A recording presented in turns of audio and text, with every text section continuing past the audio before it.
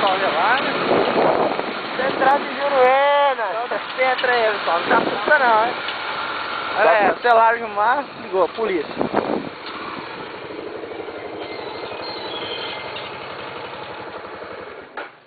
Oi.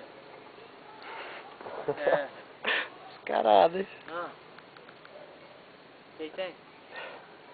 Fala, pai. Não, nós estamos chegando do rio agora, pô. Tô na metade da estrada do rio. Quantos minutos desse vídeo? 5? Não, tô aqui na metade da estrada. Onde você tá? Não tá. Não tá. Alô. Ó, quem disse que aqui não tem canopes? Tá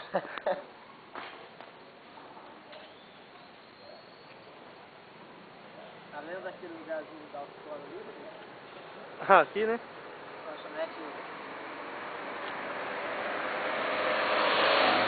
Era naquela época, era do... Rapaz, não sei não, hein? Ó a cordinha, tem que lavar. Vai lavar ela, passa um pano lá. Antes não desliga ela não, porque tá? Limpa a lente dela de desligar. Não, limpei ela. Depois. Aham. Eu tenho que limpar a lente, senão toda hora. É, embaixo tudo não faz nada.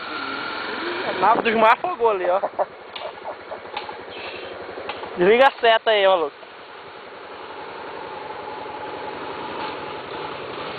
Aê, na!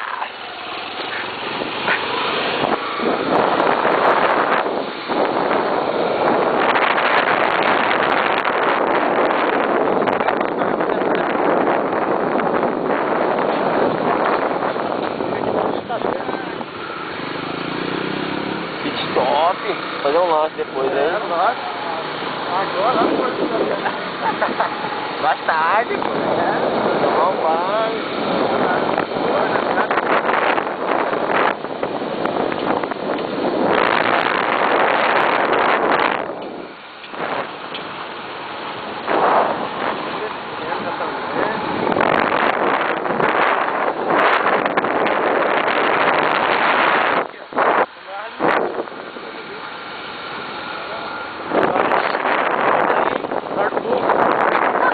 Você lembra que trabalhava ali?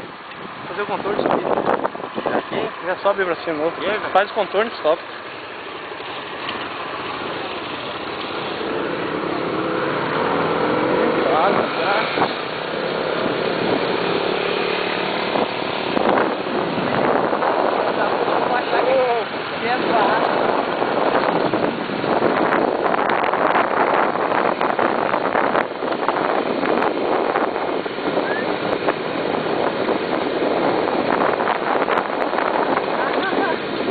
Aí vai.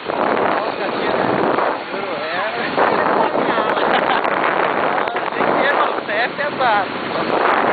É doido.